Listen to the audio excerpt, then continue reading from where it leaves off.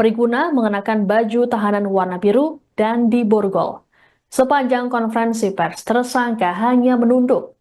Kabid Humas Polda Jabar Kombes Pol Hendra Rahmawan mengatakan Priguna menyalahgunakan wewenangnya dalam penggunaan obat bius.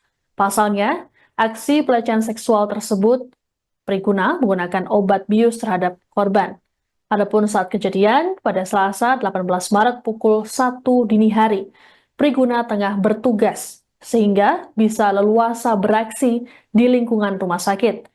Polisi sendiri telah memeriksa sejumlah saksi dalam kasus ini, seperti korban, keluarga korban, hingga pihak RSHS Bandung. Selain memeriksa saksi, polisi juga melibatkan para ahli. Disinggung soal kemungkinan korban lain, polisi telah membuka layanan untuk laporan.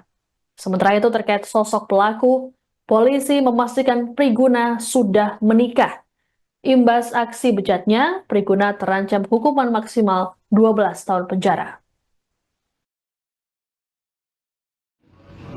Tersangka PAP meminta korban FH untuk diambil darah dan membawa korban dari ruang IGD ke gedung MCHC lantai 7 Rumah Sakit Hasan Sadikin. Adalah TKP yang terjadi, dan akibat dari dugaan tidak pidana kekerasan seksual, korban FH merasakan sakit di bagian tertentu. Uraian singkat kejadian pada tanggal 18 Maret tahun 2025 sekitar pukul 01 WIB, tersangka meminta korban untuk diambil darah dan membawa korban dari ruang IGD ke gedung MCHC lantai 7 pada pukul 01 WIB. Jadi jam 1 dini hari ini. Dan meminta korban untuk tidak ditemani oleh adiknya. Dan setelah sampai di ruang nomor 711, tersangka meminta korban untuk mengganti pakaian dengan baju operasi warna hijau dan meminta korban untuk melepas baju dan celananya.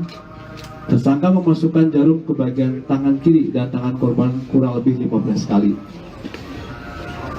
Percobaan kemudian menghubungkan jarum tersebut ke selang infus. Setelah itu tersangka menyuntikkan cairan bening ke selang infus tersebut, dan beberapa menit kemudian korban merasakan pusing lalu tidak sadarkan diri. Setelah tersadar, korban diminta untuk berganti pakaian kembali dan diantar sampai lantai 1 di gedung MCHC. Setelah sampai ruang IGD, korban baru sadar bahwa pada saat itu sudah pukul 04.00 WIB. Lalu korban bercerita kepada ibunya bahwa tersangka mengambil darah dengan 15 kali percobaan dan memasukkan cairan bening ke dalam selang infus yang membuat korban tidak sadarkan diri. Kemudian saat korban buang air kecil, korban merasakan perih di bagian tertentu yang terkena air.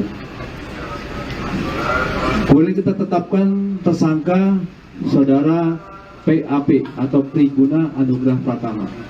Pekerjaan dokter pelajar yang sedang mengambil spesialis anestesis di Rumah Sakit Hasan Sadikin.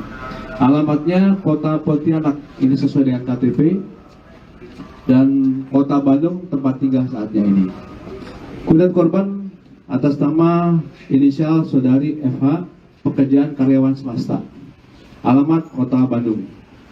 Saksi-saksi telah dilakukan beberapa acara pemeriksaan terhadap 11 orang saksi, terdiri dari ini ada FH sendiri sebagai korban, ada ibunya, kemudian ada beberapa perawat, ada kurang lebih 3 perawat dan adik korban, kemudian dari farmasi, dokter dan pegawai Rumah Sakit Hasan Sadikin dan juga apoteker.